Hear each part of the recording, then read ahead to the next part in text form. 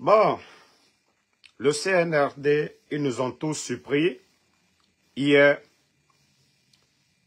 avec ce décret en graciant le capitaine Moussa Dadis, ex-président de la transition CNDD. Et beaucoup ont été surpris parce que nous autres on pensait que c'était en fin d'année ou l'année prochaine, mais le CNRD, ils ont surpris tout le monde. Voilà. L'avocat des victimes, on va l'écouter et après on va commenter. Ce procès de toute sa substance parce que cette affaire est pendante devant la cour d'appel. Avant même que cette juridiction ne se prononce, il y a un décret qui est pris. Donc je ne vois plus pourquoi ce procès va continuer en appel puisque si le principal concerné dans cette affaire est gracié, et je suis certain que pour les autres, ce n'est qu'une question de temps. Nous estimons que quand il y a appel dans un dossier, parce que la première condition pour qu'il y ait une grâce, il faut que la décision soit définitive. Et le fait qu'il y ait appel, nous pensons que cette décision n'est pas définitive, même si par ailleurs certains estiment qu'il y a eu désistement, mais c'est ce qu'il faut rappeler à ce niveau. L'appel saisit la cour d'appel. Et même en cas de désistement, il faut que cette cour d'appel qui a été saisie se prononce et constate le désistement. Mesdames, Messieurs, bonjour. Suivez, écoutez bien. Nous sommes venus à la rencontre de Maître Alpha Amadou Desba, avocat des victimes des événements du 28 septembre 2009. Avec lui, il sera naturellement question de cette actualité. Depuis donc ce vendredi soir, le capitaine Moussa Dadis Camara, condamné donc le 31 juillet par le TPI de Dixine, est désormais libre. L'ancien président a bénéficié d'une grâce donc qui lui a accordé le général Mamadi Doumbouya. Comment justement réagissent les victimes et les avocats donc des victimes des événements du 28 septembre 2009? Bonjour. Bonjour. Quand vous avez suivi ce décret hier, accordant donc la grâce au capitaine Moussa Dadis Camara, quelle a été votre première réaction? Écoutez, moi je ne suis pas surpris puisque depuis que cette affaire a commencé, depuis que le procès a été ouvert, nous vivons en réalité sous la hantise d'un décret. Nous savions tous que d'un moment, en tout cas d'une façon ou d'une autre, une solution politique allait être envisagée pour résoudre ce problème et au détriment des victimes. Et ça, c'est ce qui s'est produit.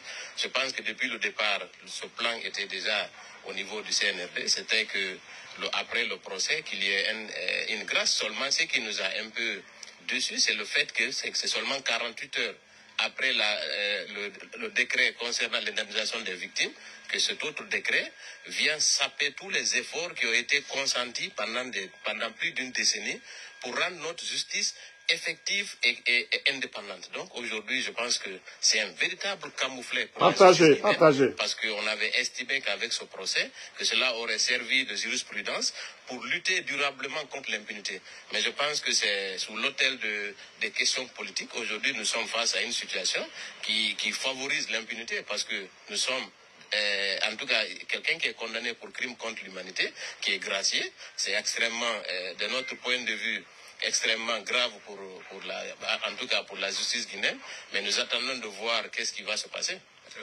Alors, vous avez fait un lien entre cette grâce accordée au capitaine Moussa Dadis Camara et le décret pris il y a cela quelques jours par le général Doumbouya par rapport donc à l'indemnisation des victimes des événements du 28 septembre. Est-ce que finalement vous dites que c'était de la poudre aux yeux?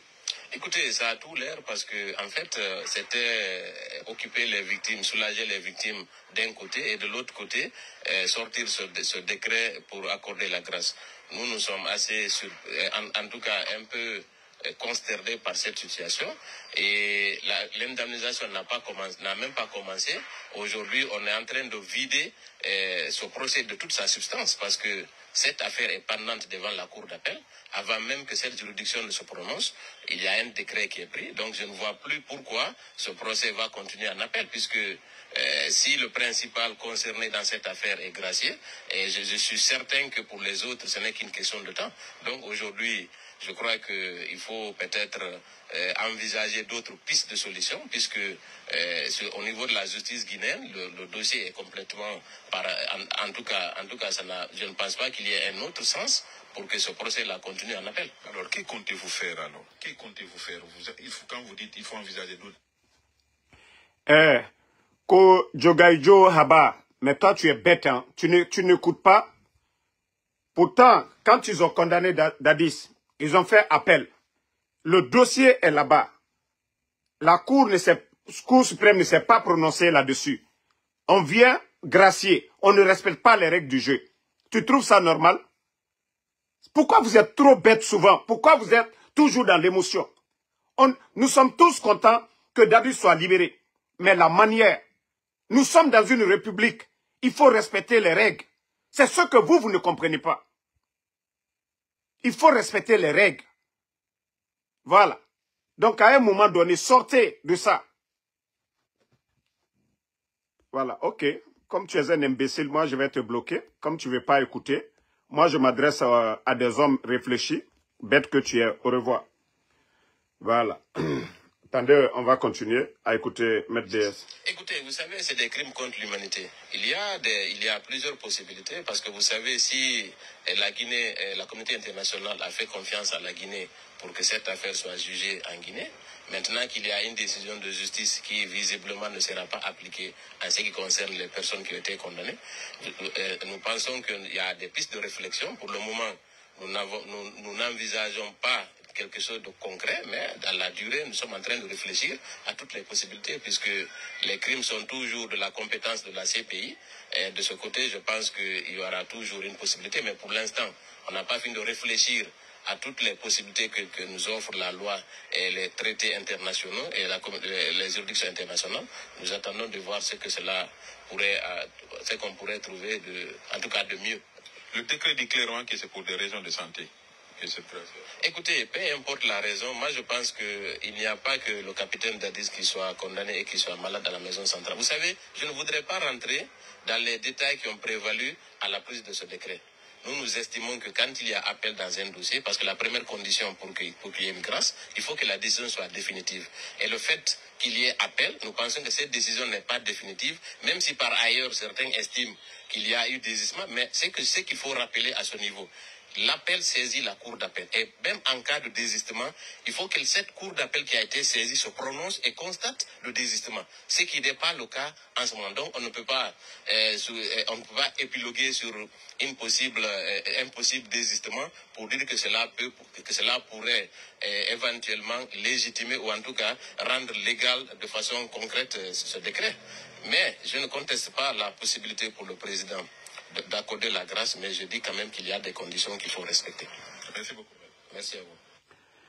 Bon, vous avez écouté, Maître. Et aussi, nous avons demandé, dans les conditions normales, Mamadi Doumbouya ne doit même pas gracier quelqu'un, parce qu'il n'est pas élu par le peuple de Guinée. Dans les conditions normales, lui, il ne doit même pas gracier quelqu'un. Je dis bien, dans les conditions normales, quelqu'un qui n'est pas l'élu du peuple, il ne doit pas gracier quelqu'un. Mais, comme c'est la Guinée, on dira qu'il y a exception. Mais, voilà, les règles n'ont pas été respectées. Il y a eu appel. Et là, ils ne se sont pas prononcés. Ils ont pris le décret. Boum, ils l'ont fait. Il faut souvent respecter les règles.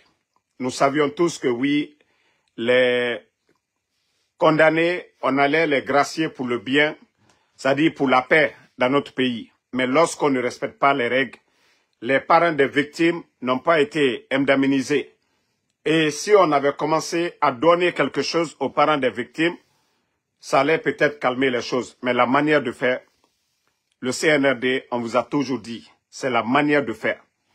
Voilà.